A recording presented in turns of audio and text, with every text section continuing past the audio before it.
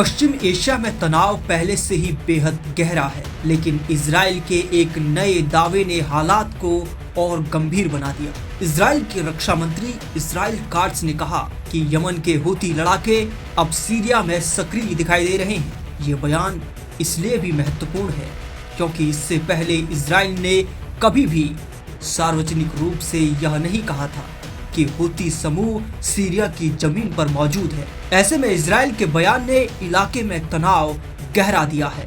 Israel का कहना है कि सीरिया के अंदर ऐसी ताकतें मौजूद हैं जो गोलान हाइट्स के पास बसे इजरायली कस्बों पर हमला करने की कोशिश कर सकती हैं। गोलान हाइट्स एक बेहद संवेदनशील इलाका है जिसे इजराइल ने 1967 के युद्ध के दौरान सीरिया से कब्जा लिया था और समय के साथ इस इलाके पर अपना नियंत्रण और मजबूत कर लिया।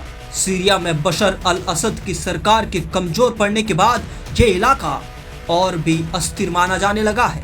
रक्षा मंत्री काट्ज का कहना है कि अगर हूती लड़ाके सीरिया में वाकई मौजूद हैं तो वे उन समूहों का हिस्सा हो सकते हैं जो उत्तरी इजराइल में जमीनी हमला करने की तैयारी कर रहे हैं। गाजा युद्ध शुरू होने के बाद से हूती कई बार यमन से इजराइल की दिशा में मिसाइलें और ड्रोन दाग चुके हैं। इसी वजह से इजराइल को डर है कि यदि एक समूह अब सीरिया में भी सक्रिय हो गया है तो उसे अपने उत्तरी मोर्चे पर एक नई चुनौती का सामना करना पड़ सकता है। यमन से आने वाले खतरे को रोकना पहले से ही मुश्किल था। ऊपर से अगर उत्तरी सीमा भी अस्थिर हुई तो स्थिति और जटिल हो सकती है। विशेषज्ञों का मानना है कि सीरिया में कई तरह के सशस्त्र गुट पहले से ही मौजूद हैं और वहां की अस्थिरता हूती समूह को एक नई रणनीतिक जगह दे सकती है। ईरान पहले से ही सीरिया में हिजबुल्लाह जैसे गुटों को समर्थन देता है और हूती भी ईरान समर्थित माना जाता है। अगर यह समूह वाकई सीरिया में सक्रिय होता है तो ईरान का नेटवर्क और विस्तार पा सकता है।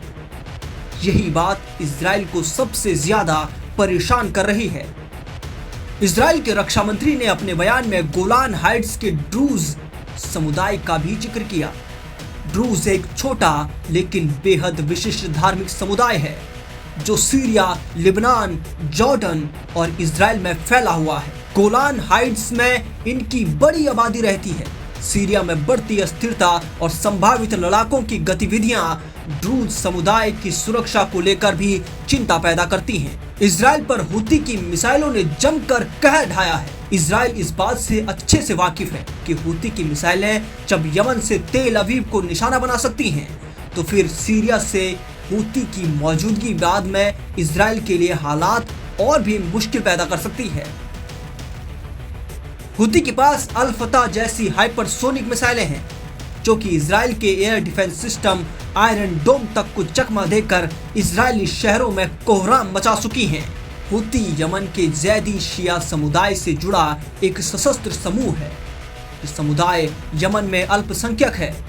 1990 के दशक में तत्कालीन राष्ट्रपति अली अब्दुल्ला सालेह पर बढ़ते भ्रष्टाचार के आरोपों के बीच इस समूह का गठन हुआ था। इसका नाम इसके संस्थापक हुसैन अल हूती के नाम पर रखा गया। हूती खुद को अंसरुल्लाह यानी ईश्वर के समर्थक भी कहते हैं। हूती लड़ाके खुद को ईरान के नेतृत्व वाली उस धुरी का हिस्सा मानने लगे जिनमें हमास और हिजबुल्लाह जैसे गुट भी शामिल हैं।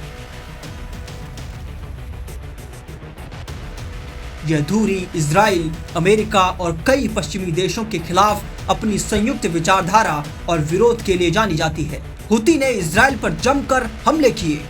उसने कहा कि वो फिलिस्तीनी लोगों के समर्थन में इजराइल पर हमले कर रहा है।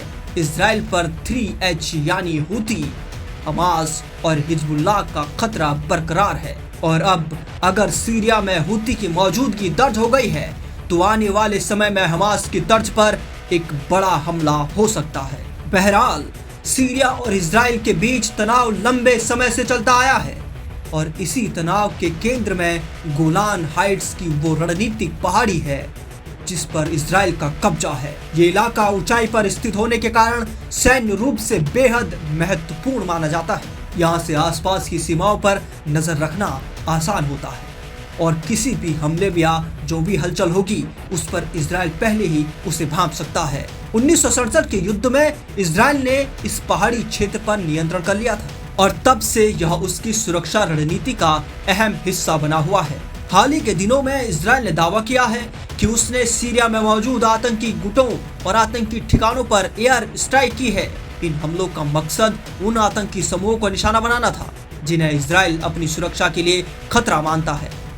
इजराइल का यह भी आरोप है कि सीरिया की जमीन का इस्तेमाल कुछ आतंकी गुट इजराइल पर हमले की तैयारी के लिए कर रहे हैं।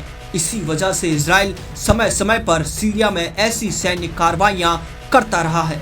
इन घटनाओं के बाद इलाके में तनाव और बढ़ सकता है, क्योंकि सीरिया और उससे जुड़े सहयोगी देश इजराइल की इन कार्रवाइयों को अपनी संप्रभुता के खिलाफ मानते हैं। लेकिन इजराइल का कहना है कि जब तक उसकी उत्तरी सीमा पर हमला करने की कोशिशें जारी रहेंगी, तब तक वह अपनी सुरक्षा को लेकर कड़े कदम उठाता रहेगा।